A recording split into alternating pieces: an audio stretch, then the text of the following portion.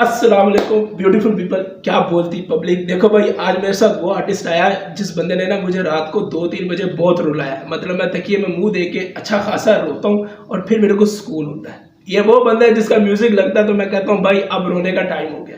तो आज है हमारे साथ भाई सनी भाई। ये तालियां तालियां। यहाँ क्या तालियां एडिट करके डालोगे?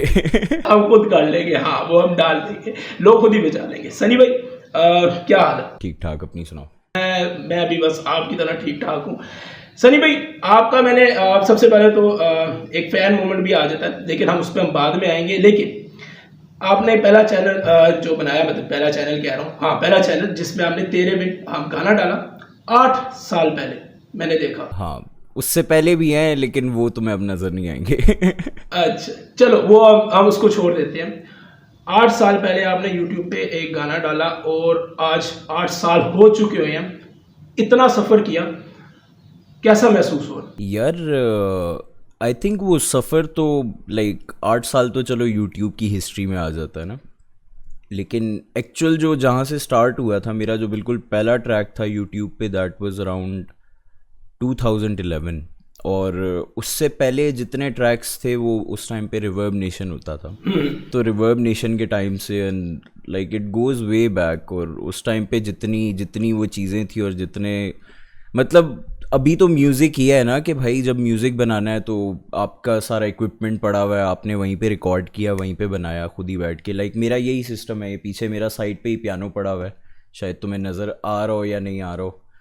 तो यही है कि यहीं पे रिकॉर्ड करते हैं। तब ये सीन नहीं था। तब होता था कि भाई बहुत मुश्किलों से और बहुत मसाइल से, और घर में आप झूठ बोल रहे हो कि यार दोस्त की तरफ स्टडी करने जा रहे हो और ये वो, और किस किस तरह, क्योंकि तब कंप्यूटर भी नहीं होता था। तो उस टाइम पे जिस तरह रिकॉर्ड करते थे और जो कुछ करते थे, और वो जर्नी वहाँ से स्टार्ट होके कि जी स्कूल टाइम में, जिस टाइम पे मुझे याद है मेरा पहला शो था जब मैं पहली दफ़ा परफॉर्म कर रहा था, that was around I guess 2010 की बात है, ठीक है। और किसी ने लाइक लाइव परफॉर्मेंस, एक यूनिवर्सिटी का शो था और उसमें कुछ वो जानने वाले म्यूजिशियंस थे, उन्होंने कहा आके साथ तुम रैप करते हो, तुम आके साथ कर लो रैप। तो उस टाइम पे जब पहली दफ़ा गए तो वो लिटरली स्कूल के जो लड़के थे वो भी नहीं मानते थे कि यार तुम लाइव परफॉर्म कर रहे हो। मैं उनको कहता था हाँ यार भाई लाइव परफॉर्मेंस, और वो कहते थे नहीं नहीं यार तुम झूठ बोल रहे हो। तो वहाँ से जर्नी इतनी मुश्किल थी कि आप ना घर में बता सकते हो, ना आप अपनी अचीवमेंट्स किसी के साथ शेयर कर सकते हो। और फिर होते होते लाइक जितने अप्स एंड डाउन्स आए और जो आए, तो it's been more than a decade. और I think I feel good कि यार मतलब कोई बैकग्राउंड नहीं था म्यूज़िक में, ना कोई कनेक्शंस थे, ना कोई लिंक्स थे, किसी को नहीं जानता था। और आज यही है कि लाइक अच्छे खासे जितने जितने लोग लाइक काम भी कर रहे हैं या जो आसपास के नाम है, सबसे सबसे अच्छी सलाम दुआ भी है। और सबसे यही है कि मतलब इट स्टार्टेड फ्रॉम नथिंग, तो उसकी वजह से I do feel good about it. Like I do feel कि यार जो भी किया वो अपने अपने बलबूते पे किया है, कोई लाइक किसी का उसमें कोई अमल दखल नहीं है। तो इट फील्स गुड। सही बात है। आपने कौन सा रिएक्शन चैनल खोल के, समझ रहा हूँ मैं, समझ रहा हूँ, समझ रहा हूँ। नहीं वो नहीं कह रहा यार, देखो तुम लोग भी अपने ओन पे ही कर रहे हो भाई। रिएक्शन चैनल्स बहुत आते हैं और बहुत गायब भी हो जाते हैं, ठीक है, लेकिन उसके अंदर भी सस्टेन करना, हर चीज़ के अंदर इफ़ यू सस्टेन, तो वो आप अपने ओन पे कर रहे हो। ठीक हो गया जी। अच्छा आप मुझे एक बात बताएं, आपने एल्बम निकाली 4 साल पहले, खबरनामा यूट्यूब, ठीक है। अच्छा वो एल्बम मैंने सुनी और वो सुनने के बाद जो पहली चीज़ मेरे जहन में आई वो ये थी कि एक गाना था उसमें फतवा जारी। Yep. वो सुनने के बाद सबसे पहले ये चीज़ महसूस हुई कि एक इंसान, ओबियसली 4 साल पहले वाला सनी खान दुरानी अब ज़्यादा मशहूर है, ठीक है। तो डर लगता है ऐसे गाने निकालते हुए कहीं ना कहीं, जिस तरह की हम पब्लिक में, जिस तरह की आवाम में हम रहते हैं और जिस तरह का हमारा मेंटल एक हमारा रवैया है इन चीज़ों को सुनने के बाद, आपको महसूस नहीं हुआ कि मैं कत्ल हो जाऊंगा? यार देखो मैंने बहुत पहले से ये पॉसिबिलिटी अपने पास लिख के रख ली थी कि मैं हो जाऊंगा, ठीक है। अच्छा। लेकिन यही है कि मेरे ख्याल से मेरे वालिद साहब एक बात किया करते थे, वो कहते थे कि जब इंसान जो है ना ये मौत का डर और इन चीज़ों का डर ये जब दिल से निकाल लेता है ना बंदा, तब बंदा कुछ कर पाता है। मतलब जब बंदा ये सोचता रहे ना कि मैं बाहर निकलूँगा मेरे साथ ये हो जाएगा ये हो जाएगा, आप कहीं पहुँचना है ना आपने, तो आप पहले ये वाले खौफ निकालते हो अपने दिल से। मैंने जिस टाइम पे वो गाना बनाया था, मुझे मेरे आसपास के हर बंदे ने कहा था कि भाई ये गाना तुझे मरवा देगा, ये गाना अगर तुम बना के रिलीज़ करोगे ना तो ये तुम अपना डेथ सेंटेंस लिख रहे हो। और मैं लाइक मेरी अपनी जो फैमिली है वो आधे ज़्यादा दे आर लाइक वो ख़ुद भी तबलीग में और they are all like very religious. लेकिन ये है कि यार आपने एक चीज़ अगर देखी है बचपन से, और आपके like if you have the pen, अगर आपके पास कलम है तो आप पे रिस्पॉन्सिबिलिटी भी आती है कि आप उस चीज़ के बारे में बात करो। अगर आप नहीं कर रहे हो तो फिर तो लाइक आप वो कर रहे हो ना, टाइम पास कर रहे हो, आप सिर्फ इंटरटेनर हो, then you are not talking about anything. तो वो ज़रूरी था। अच्छा, आपने भी बोला कि आपके जो घर वाले हैं ज़ाहिर बात है मजहबी हैं, तो आपको मुश्किल नहीं इस रैप में या हिप हॉप में आने का कि घर बताया कि भाई मैं हाँ रैप करता हूँ? क्योंकि हमारे यहाँ पे तो एकदम बोल देते हैं ना कि एते मरासीपन है, एकदम बोल देते हैं। हाँ देखो, अब ये है कि मेरी जो लाइक मैंने जो किस्सा ख्वानी में भी बात किया कि मेरे अपने मामू मुझे जो है वो काफिर कह चुके हैं कि यार हाँ ये काफिर है ये। तो ये है कि लाइक जो मेरे अपने घर वाले हैं उनको तो टाइम लगा थोड़ा सा एक्सेप्ट करने में और वो चीज़, लेकिन इवेंचुअली उन्होंने जब लाइक उनके आसपास वाले उन्हें आके बताए थे कि हाँ यार ये बड़े अच्छे मैसेजेस दे रहे हैं, वो कर रहा है, लाइक जो बात कर रहा है वो ठीक कर रहा है, कोई मेरे म्यूज़िक में कोई वो नहीं था कि मैं कोई लाइक गलत बात कर रहा हूँ या कोई नशे तमाशे कर रहा हूँ या कोई इस तरह की बात कर रहा हूँ। तो वो उन्हें खुद भी नज़र आया कि यार ये कोई गलत चीज़ नहीं कर रहा, कोई गलत रास्ते पे नहीं लगा हुआ। तो दे वर ओके विद इट इवेंचुअली, जब उन्हें लाइक उनके सामने लोग मुझे मिलते थे और वो रिस्पेक्ट शो कर रहे होते थे और वो, तो उन्हें खुद भी नज़र आया कि हाँ यार सही कुछ कर रहा है, गलत काम पे तो इतना इतना जो है वो आसपास वाले लोग आके ना कह रहे होते। लेकिन ये है कि हाँ जो ख़ानदान वाले थे या जो एक्सटेंडेड फैमिली थी, काफ़ी सारे लोग बीच में आज तक जो है वो उस निगाह से देख रहे होते हैं ना, वो आपको एक कमतर निगाह से देख रहे होते हैं कि हाँ यार कुछ कुछ बहुत ही गलत कर रहा है। और मेरे ख्याल से ठीक है कोई मुझे ज़्यादा मसला नहीं होता उस चीज़ से, मैं कहता हूँ ठीक है सही है। अच्छा, आपने 3 एल्बम निकाल दिए हैं सनी भाई, आपका फेवरेट इनमें से अभी तक कौन सा है, या अभी जो आने वाला है वो फेवरेट है, या क्या हिसाब किताब? आपको मज़ा किस में आया लिखते हुए कि हाँ ये ज़रा है कुछ के मज़ा आएगा? यार देखो, प्रोसेस तो सबका एक जैसा था, लाइक सारी एल्बम जितनी भी थी ना, प्रोसेस सबका मज़ेदार था। लेकिन ये जो अभी एल्बम आ रही है, मेरे ख्याल से मेरा अब तक का सबसे बड़ा प्रोजेक्ट यही है। और लाइक कोई ऑलमोस्ट उसमें 13 ट्रैक्स हैं, और मुझे पता है कि मैंने इसके ऊपर कितनी मेहनत की है, मुझे पता है मैंने जिसको कहते हैं वो दिन रात एक करना, तो वो इस एल्बम पे किया। और वो सुनाई भी देगी, मतलब मेरा मतलब कहने को तो कोई कुछ भी कह दे, लेकिन जो सुनेगा उसको समझ भी आएगी कि मैं क्यों कह रहा हूँ ये। तो इस आई थिंक फेवरेट प्रोजेक्ट तो बीच में चूज़ करना मुश्किल है, क्योंकि सब पे ख़बरनामा मेरे लिए उसी तरह वही वैल्यू रखती है, बटरफ्लाई इफेक्ट भी है, एतज़ाज़ मेरी बहुत ही पर्सनल एल्बम थी। लाइक एतज़ाज़ रिलीज़ करने से पहले मैं 200 दफ़ा सोचा है कि यार ये करनी चाहिए नहीं करनी चाहिए, क्योंकि वो रैप एल्बम नहीं थी, वो बहुत एक पर्सनल प्रोजेक्ट था। और वो लाइक एतज़ाज़ के अंदर इनिशियली 40 ट्रैक थे, जिसके अंदर से वो 8-9 ट्रैक जो रिलीज़ हुए हैं, उसके उन 40 ट्रैक्स के अंदर से तो वो अभी तक मेरे पास पड़ी हुए हैं, बाकी जितने ट्रैक्स थे उसके अंदर। तो ये है कि मतलब एल्बम्स तो सारी मैं लिखता उसी दिल से, मैं जो भी प्रोजेक्ट करता हूँ, इवन अगर मैं किसी फ़ीचर में कोलैब कर रहा हूँ, लाइक कोलैब है या कोई फ़ीचर है, मैं उसके लिए लिख रहा हूँ, मैं उसमें भी उसी तरह लाइक मैं उसको उसी तरह ट्रीट करता हूँ जैसे मेरी कोई एल्बम होगी या पर्सनल प्रोजेक्ट होगा। मैंने आज तक किसी भी ट्रैक को हाफ हार्टेडली नहीं किया, और जो मतलब आधे दिल से करता हूँ फिर मैं रिलीज़ ही नहीं करता। तो यही है कि वो हमेशा जब भी कोई ट्रैक लिखने बैठा हूँ तो उसी तरह लिखता हूँ। तो आई थिंक वो सारे ही ट्रैक्स या हर ट्रैक ही मेरे लिए सेम ही होता है। अच्छा, ये जो एल्बम आ रही है आपकी, आप अगर बताना चाहें तो इसमें कुछ कोलैब हैं? काफ़ी कोलैब्स हैं काफ़ी कोलैब्स हैं। आपके जो कोलैब है इसके बीच में, क्योंकि बहुत से लोग हैं भाई, एक तो कॉम्बो आपका बड़ा पसंद आता है चैनके के साथ। हाँ ठीक बिल्कुल। है, तो क्या हमें चैन के नजर आएंगे इस एल्बम के अंदर, अगर आप बताना चाहें तो? चैन इस एल्बम में नहीं है, और ये है कि चैन भी थोड़ा लाइक, एक तो रिसेंटली उसके फादर की डेथ हुई, और फिर उसके बाद ये है कि वो भी थोड़ा अपने कामों में बिज़ी हुआ हुआ है। और दूसरा ये है कि मतलब अब इस एल्बम में बहुत सारे लोग नहीं हैं जिनको मैं लाइक, जो नॉर्मली मेरे साथ कोलैब करते हैं, और मैं चाहता था कि वो हों। लेकिन यही है कि अब मोजी नहीं है इस एल्बम में, ठीक है। जबकि मोजी और मैं कोलैब करते हैं, और मोजी अब लाइक जब से वो इस्लामाबाद मूव हुआ है तो हम मिलते भी रहते हैं, we have done a few projects together. लेकिन ये है कि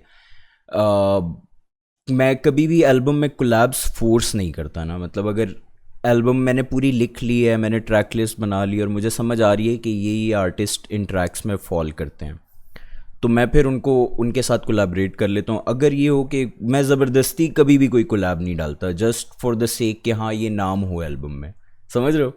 लाइक अगर मुझे सुनाई देता है, मैं तभी तभी उस बंदे के साथ कोलैब करता हूँ। अब यही था कि जैसे मेरी बटरफ्लाई इफेक्ट में मूरू था, तो मूरू था उस ट्रैक पे पसे पर्दा में। अब पसे पर्दा जो है वो ऐसा ट्रैक है कि मुझे पता था कि वो ज़्यादा ऑडियंस को हिट नहीं करेगा, क्योंकि वो बहुत कोडेड किस्म का ट्रैक था, ठीक है।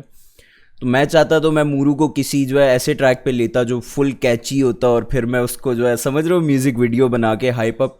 लेकिन वहाँ पे रीज़न हाइप अप करना नहीं था, वहाँ पे रीज़न ये था कि जब मैंने वो बीट बनाई थी तो मुझे उस पर मूरू सुनाई देता था कि हाँ दिस इज़ अ ट्रैक जिसमें मूरू की आवाज़ अच्छी लगेगी।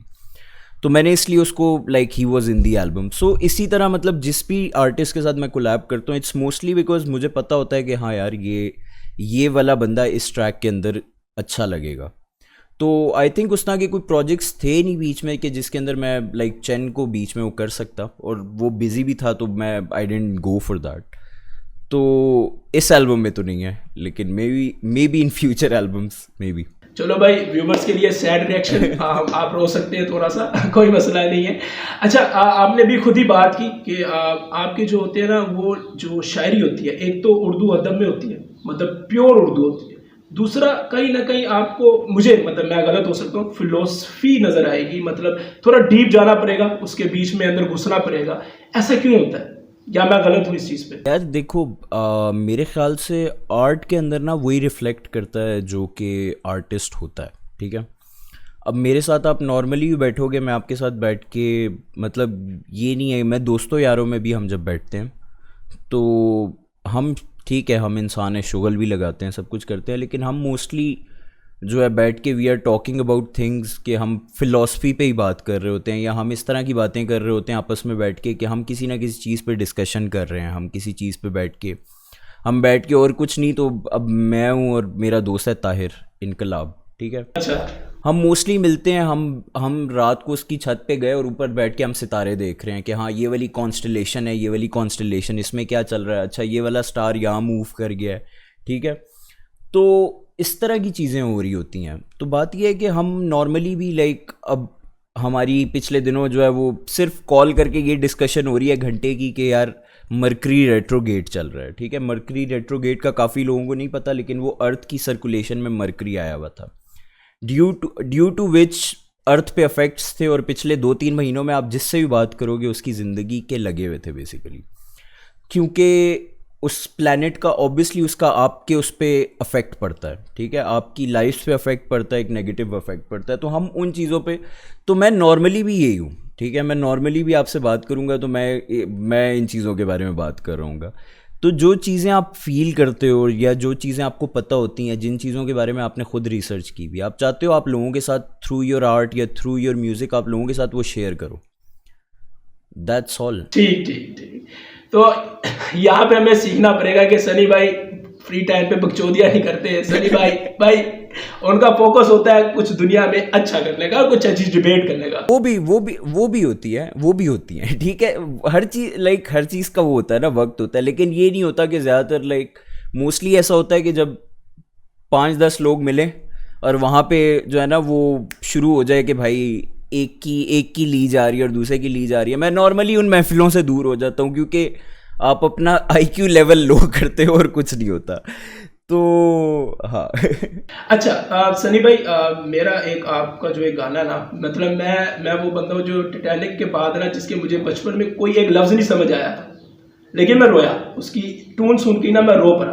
उसी तरह आपका एक गाना है मेरी जान, वो गाना जब कभी मैं सुनता हूँ, मतलब मैं ये खुदा जानता है, मैं झूठ बोलूँ पकड़ा जाऊँ मैं रो पड़ता हूँ। मतलब इतना फेवरेट वो गाना है जिसकी कोई हद नहीं। मेरे को इजीली अगर किसी ने रुलाना है ना, तो वो गाना मेरे आगे लगा दो, मैं रो पड़ूंगा।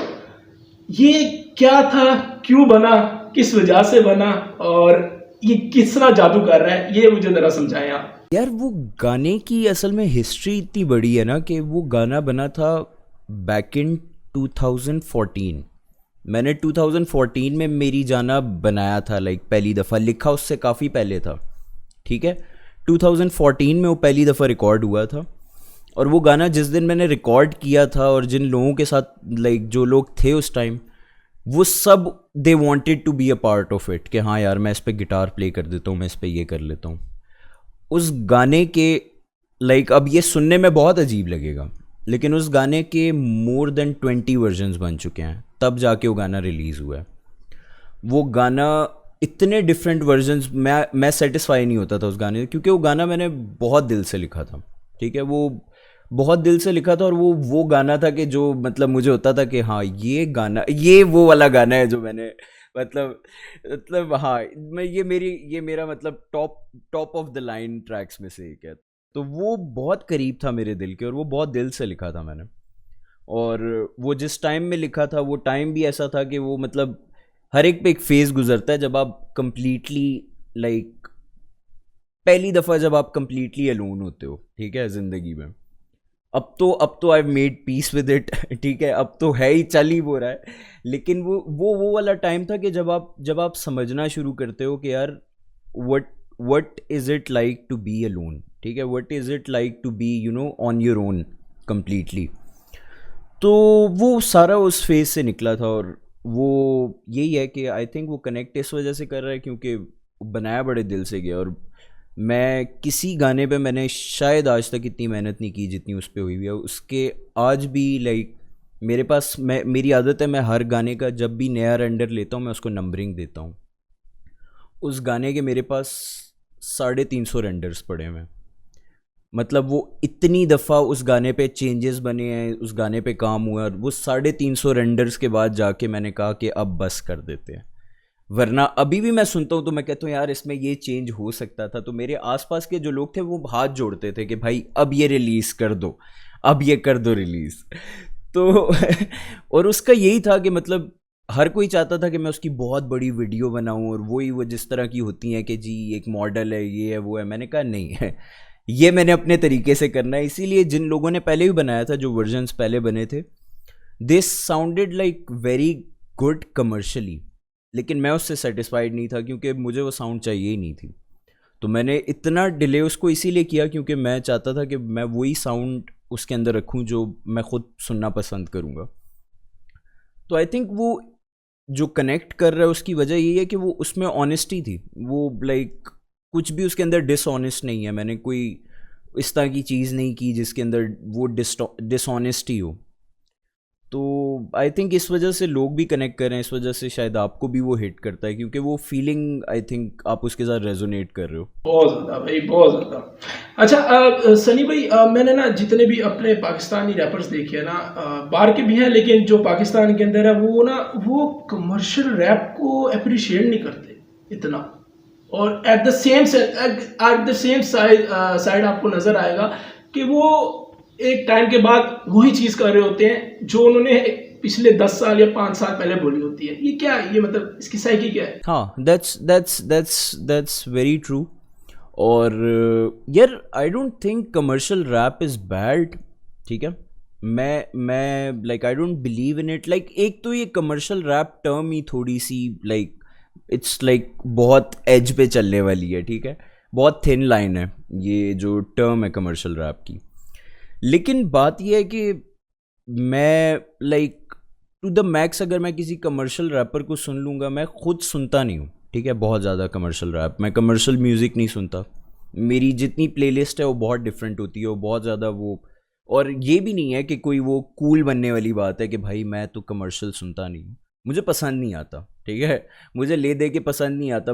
किसी ने अगर हम बैठे हुए हैं, किसी ने लगाया, मैं थोड़ी देर में तंग होना शुरू हो जाता हूँ, मैं कहता हूँ यार ये क्या लगा हुआ है। अगर कोई और सुन रहा है मैं साइड पे चला जाऊँगा, मैं कहूँगा हाँ ठीक है सुनो यार एंजॉय करो। तो अब मुझे बाकियों का रीज़न नहीं पता, लेकिन मेरा अपना रीज़न ये है कि यार मैं खुद सुनता नहीं हूँ, मैं एंजॉय नहीं करता।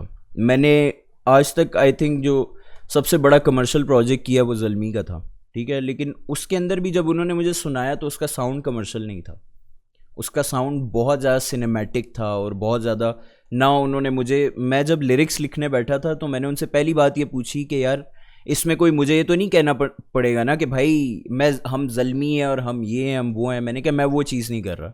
कहते नहीं नहीं आपने जो लिखना है जैसे लिखना है लिखो। मैंने कहा बस ठीक है।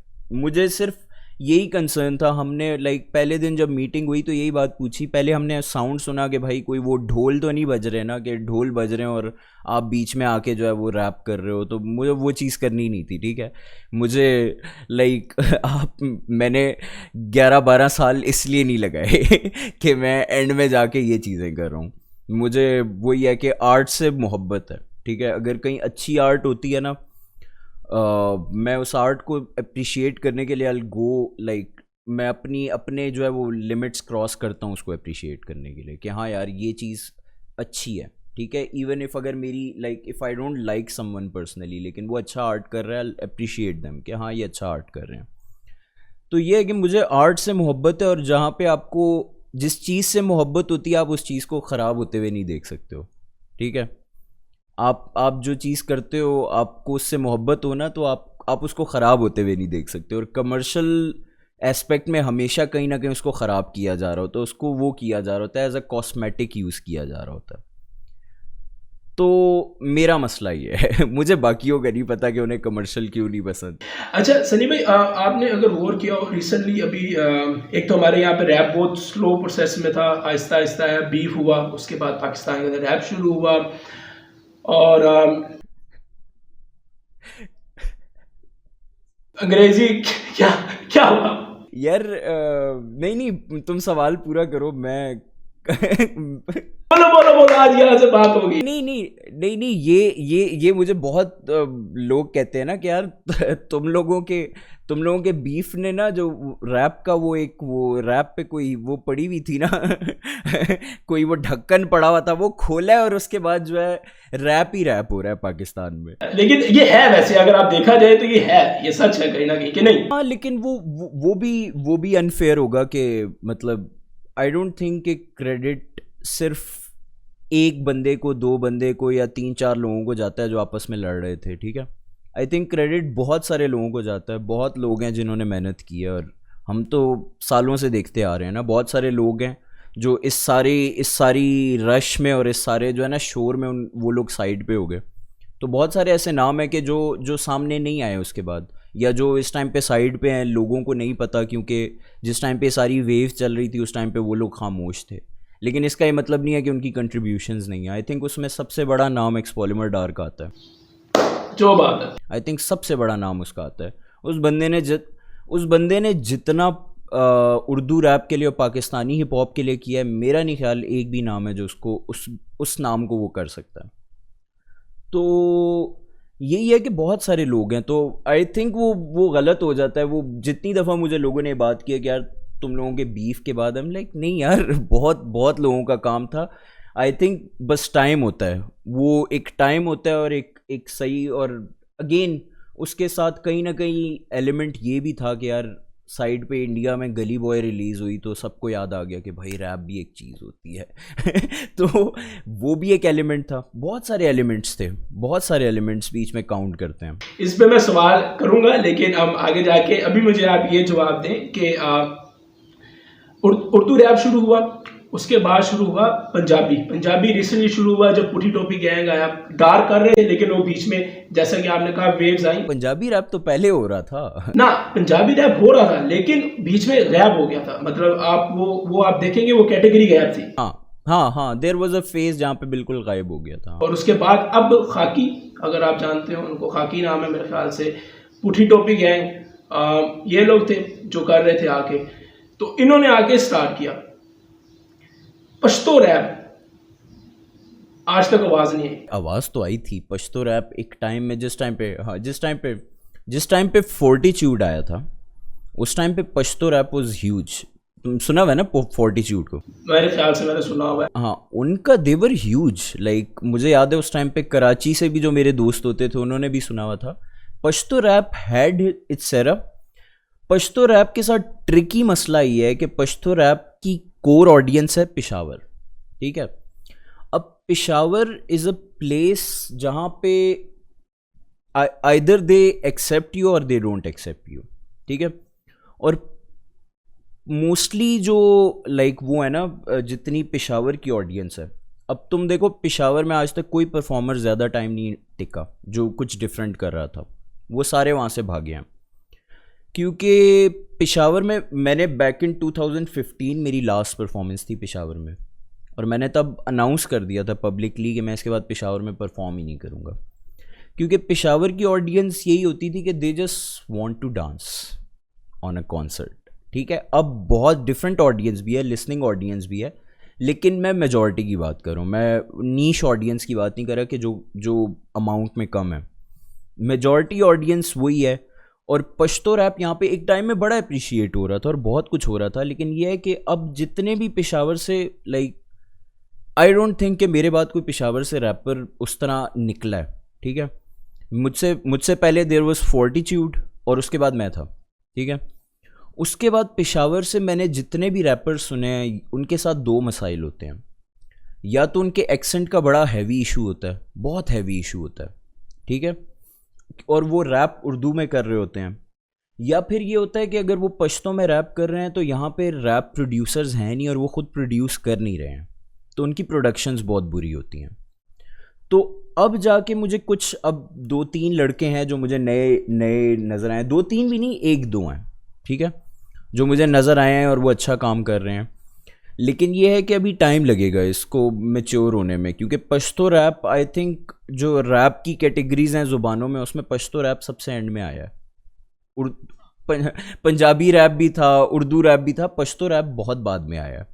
तो वो एक आई थिंक अभी उसको टाइम लगेगा मैच्योर होने में।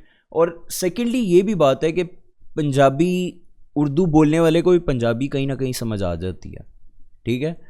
पश्तो मुश्किल से समझ आती है। पश्तो के लिए फिर ट्रांसलेशन बैठ के देखनी पड़ती है कि बोल क्या रहा है बंदा। जो पश्तो नहीं बोलता उसको बहुत मुश्किल है कि पश्तो समझ आए, अनलेस वो किसी के साथ पश्तो में बात करता हो या उसका कोई एक्सपीरियंस रहा हो।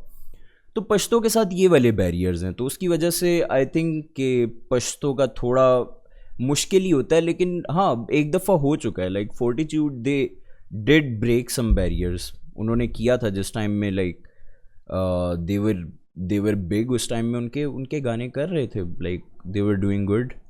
तो सनी भाई, आप ऑडियंस को मतलब आपकी ख्वाहिश क्या है कि आप अपने रैप के जरिए ऑडियंस को देना क्या चाह रहे हैं? मतलब आप रैप कर रहे हैं, अपने ख्यालात रख रहे हैं, बट इन सब का मतलब मकसद क्या है? क्या उन यूथ को क्या दे रहे हैं आप? क्या आप चाहते हैं कि मैं आने वाले वक्तों तक दूं इनको? देखो, जब मैंने स्टार्ट किया था I wanted to talk about social issues, ठीक है, जो मैंने ख़बरनामा में और उस टाइम पे मैंने किया भी, ठीक है। और अभी भी अगर मुझे कुछ लगा कि सोसाइटी में कोई ऐसी चीज़ है जिसके बारे में बोलना चाहिए तो मैं बोलूँगा उस चीज़ के बारे में, ठीक है। लेकिन मुझे like over the recent years मैंने यही नोटिस किया है कि यार अब जो है लोगों के अंदर ना बहुत ज़्यादा होपलेसनेस है, ठीक है, या लोगों के अंदर बहुत ज़्यादा एक डार्कनेस है जिसको वो बाहर नहीं निकालते हैं, जिसको वो किसी के साथ शेयर नहीं कर सकते हैं। तो मैं एज एन आर्टिस्ट मेरी ट्राई यही होती है कि जो फीलिंग्स मेरी हैं वो एज इट इज़ मैं डिलीवर कर रहा हूँ। मैं सिर्फ लोगों को उनके जो वो दिमाग के अंदर वो जो चल रही है ना, एक लड़ाई चल रही है, मैं सिर्फ लोगों को बताना चाहता हूँ कि यार इट्स ओके, और भी लोग हैं, बहुत लोग इस चीज़ से सफ़र करें, तुम अकेले नहीं हो, ठीक है।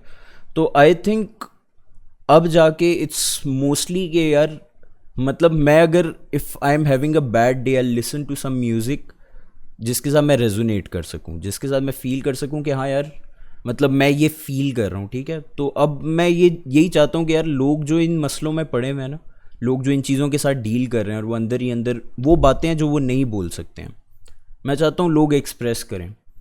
क्योंकि at the end of it all सब कुछ ठीक हो जाएगा, दुनिया ठीक हो जाएगी, जब तक आप ठीक नहीं होना तब तक कुछ ठीक नहीं है। मैं कहता हूँ सारे सारे मसले ख़त्म हो जाएं, सारे गवर्नमेंट के इश्यूज़ ख़त्म हो जाएं, सारे जो है वो सोशल इश्यूज़ ख़त्म हो जाएं, डोमेस्टिक वायलेंस ख़त्म हो जाए, सब ख़त्म हो जाए, लेकिन अगर आप अंदर से अच्छा नहीं फील कर रहे हो ना, तो कुछ कुछ ठीक नहीं रहेगा, तब भी कुछ ठीक नहीं है। मतलब पूरी दुनिया ठीक हो जाए लेकिन आप ठीक नहीं हो। तो अब मेरी कोशिश यही है कि मैं लोगों के साथ like personally as a like personal level पे कनेक्ट करूं।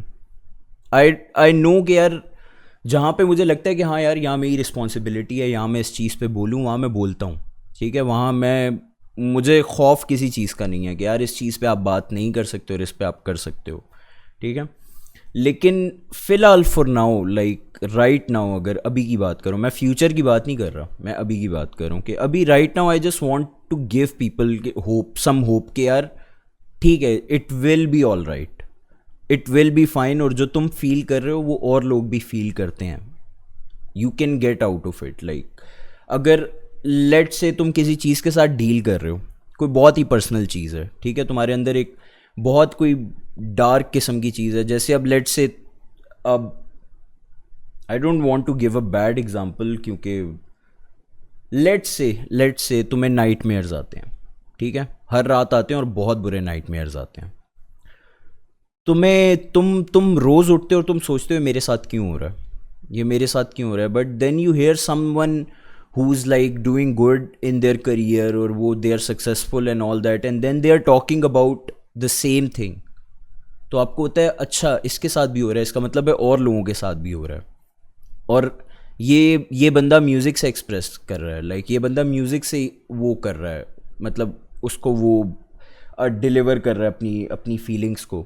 तो तब आपको जाके समझ आती है कि हाँ यार, अगर ये बंदा इस तरह डिलीवर कर रहा है, मैं भी किसी ना किसी तरह अपने आप को एक्सप्रेस कर सकता हूँ, मैं भी अपने आप को किसी ना किसी तरह जो है ना, I can give my self an outlet for that expression या उस मसले के लिए।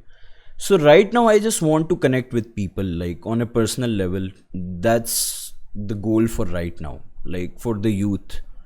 क्योंकि आई थिंक इस यूथ ने जो कुछ देखा है ना, मेरा नहीं ख्याल किसी भी जनरेशन ने देखा है। मेरे ख्याल से वो वर्ल्ड वॉर वाले थे और उसके बाद ये जनरेशन है। क्यों भाई? इन्होंने पेंडेमिक देख लिया है, इन्होंने टेररिज्म देख लिया है, इन्होंने बम फटते हुए देख लिए हैं, इन्होंने जो है अपने मुल्क की हिस्ट्री का सबसे बड़ा ज़िलज़ला देख लिया है, ठीक है, इन्होंने हर चीज़ देखी है भाई। पेंडेमिक हज़ारों साल में आता है हज़ारों साल में आता है पेंडेमिक। इन्होंने पेंडेमिक देख लिया, इन्होंने 3 वेव्स देख लिए एक बीमारी की, इन्होंने सब कुछ देख लिया है भाई। सिर्फ पिछले कुछ 1 साल में और अगले आने वाले 2 साल में 4 से 5 रेट्रोगेट्स हुए हैं, ठीक है। लाइक मैं तुम्हें सोलर उसमें बता रहा हूँ। इस जनरेशन ने जो कुछ देख लिया है ना, मेरे ख्याल से इनके लिए सबसे बड़ी जो लग्जरी है वो ये है कि कोई ऐसा बंदा मिले जिसके साथ आप कनेक्ट कर सको। ये इतने इमोशनली नंब हो चुके हैं।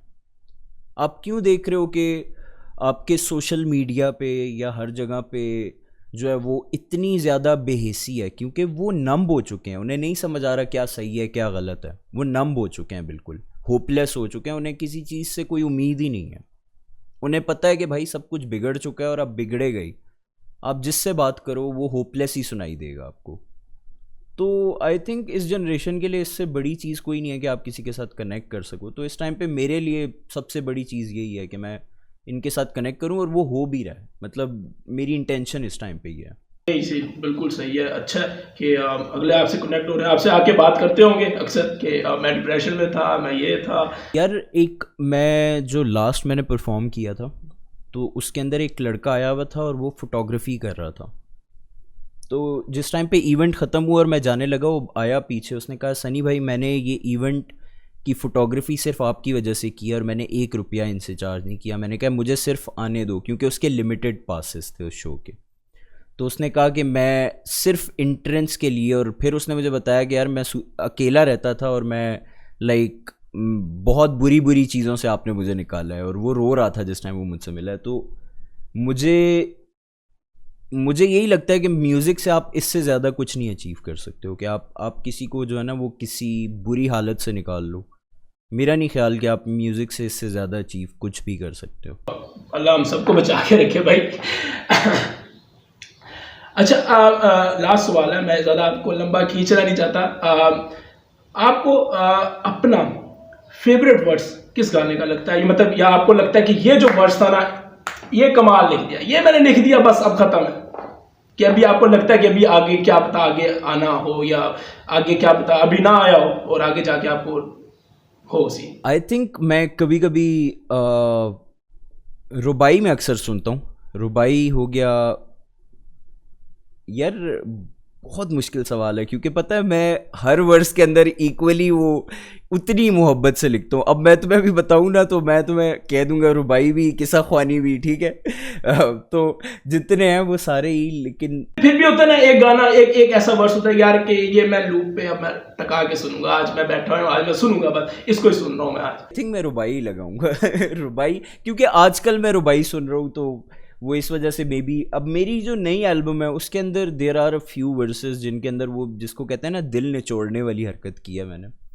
कुछ वर्सेस हैं उस एल्बम के अंदर, और आई थिंक उस एल्बम के अंदर कुछ ऐसे भी वर्सेस हैं जो कि सिर्फ उस एल्बम में ही हैं, वो दोबारा नहीं होंगे। क्योंकि वो ये वाली जो एल्बम अब है ना जो आ रही है, इसके अंदर बहुत सारी चीज़ें ऐसी हो गई हैं जो हो गई हैं। उसके अंदर एक वर्स है, मैं तुम्हें थोड़ी सी उसकी सिर्फ एक थोड़ा सा बताऊंगा, जब तुम सुनोगे तुम्हें समझ भी आ जाएगी। वो एक कोलैब के अंदर मेरा एक सेकंड वर्स है, उसके अंदर वो वर्स ऐसा था कि वो इतना एग्रेसिव वर्स है कि उसके बाद जो है मैं तकरीबन मैंने बहुत एग्रेसिव वर्सेस किए हैं, ठीक है, वो तुमने भी सुने होंगे। और मुझे एग्रेसिव टोन में जाने में कोई मसला नहीं होता, लेकिन वो इतना एग्रेसिव हो गया कि मुझे वो रिकॉर्ड करने के बाद थोड़ी देर तक समझ आई, जब आपका गला आपको बताता है ना कि हाँ भाई कुछ ज़्यादा हो गया ये। और उसके बाद मैंने वो छोड़ दिया एक महीना, वो रफ़ मैंने रिकॉर्ड किया था। जब मैं दोबारा वो रिकॉर्ड करने गया ना, मतलब जब फाइनल रिकॉर्डिंग, तो वो मुझसे वैसे हुआ ही नहीं उतने एग्रेशन में। वो इतना एग्रेसिव वर्ड्स था क्योंकि वो मैं किसी फीलिंग के अंदर था और मैं वो डिलीवर करना चाह रहा था। तो फिर मुझे अल्टीमेटली वही जो डेमो वर्स था मुझे वही रखना पड़ा अब उसके अंदर क्योंकि वो इतने एग्रेशन में हुआ है कि वो मैं दोबारा अब कर ही नहीं सकता हूँ। तो इस तरह की बहुत सारे इस तरह के मोमेंट्स है इस एल्बम में। एक ट्रैक है, अब मुझे नहीं पता वो फाइनल उसमें होगा या नहीं होगा, क्योंकि वो बहुत ज़्यादा पर्सनल ट्रैक हो गया, लेकिन अगर हुआ तो मैं तुम्हें बता दूंगा सेकंड लास्ट ट्रैक होगा, ठीक है। तो इस तरह तुम्हें पता होगा मैं किस ट्रैक की बात कर रहा था, ठीक है। अब वो वर्स मेरा बहुत फेवरेट है, मैं आजकल वो सुनता रहता हूँ, और क्योंकि उसके अंदर मैं उन चीज़ों की बात कर रहा हूँ जिनके साथ मैं रिलेट कर सकता हूँ। तो इस तरह मतलब एक वर्स पिक करना बहुत मुश्किल हो जाता है मेरे लिए, क्योंकि मैं इक्वली हर ट्रैक पे उसी तरह इक्वली काम कर रहा होता हूँ। अब मुझे जो नकाब पोश के जो वर्सेस हैं वो मुझे बहुत पसंद है, नकाब पोश के जो वर्सेस हैं। तो इस तरह हर ट्रैक में कुछ ना कुछ होता है जो कि आपको काफ़ी पसंद होता है। ठीक है, तो ये एल्बम वैसे इंशाल्लाह अगले महीने या उससे अगले महीने तक आ जाएगी? आई थिंक नेक्स्ट मंथ के स्टार्ट में या मिड तक आ जाएगी। एल्बम कंप्लीट है, लेकिन बस अब वो गार्निशिंग होती है ना, इस टाइम पे वो गार्निशिंग चल रही है उसकी। और उसके बाद ये है कि आई थिंक कुछ दिनों में मैं अनाउंस कर दूंगा there will be a listening party for the album in Islamabad. तो उसके अंदर मतलब सब फैंस को बुला के उनको लाइव एल्बम सुनाएंगे। तो ये है कि बिरयानी मिलेगी वहाँ पे, बिरयानी मिलेगी, बिरयानी बहुत वैसे वहाँ पे अवैस होगा तो हम पिज़्ज़ा एक्सपेक्ट कर रहे हैं, लेकिन तो भाई लोग आप लोगों ने देख लिया, आप लोगों ने सुन लिया, आप लोगों को पता चल गया कि एल्बम कब आ रही है। कुछ बातें ऐसी जो शायद आप लोगों को ना पता हो वो आपको पता चल गई। हमने सनी खान दुरानी को देख लिया 2 महीने बाद, मतलब मैंने अगर देखा जाए उन लोगों ने अपने चैनल पे 2 महीने से कोई गाना नहीं डाला, आपने अपने चाहने वाले को देख लिया। तो हाँ, अगर आप लोगों को ये वीडियो पसंद आई तो आप वीडियो को लाइक कर लेना। मिलता हूँ मैं और सनी भाई अपने चैनल पे, अपने चैनल पे किसी अगली वीडियो पे। तब तक के लिए थैंक यू सनी भाई, थैंक यू सो मच, खुश रहो बाबा जी। Yes commando. मैं लड़खड़ा के बड़ा हूँ, होश नहीं संभाल लीजिए, मुनाफिकों से काफी मिल रहा हूँ, जिंदगी से नए पर निकाल देते, गलत पहचान लेते, पूरा समाज दगाबाज, तो फिर क्यों ना फेरे नजर ये आए से खुद की मिसाल लेते, हम बदमिजाज नहीं बनती है जो आपसे, तो खुद ही रहे फासले पे। You make me loose focus, शायद उदास तू, लिखना शुरू तो अब ऐसी तुझे याद दूं।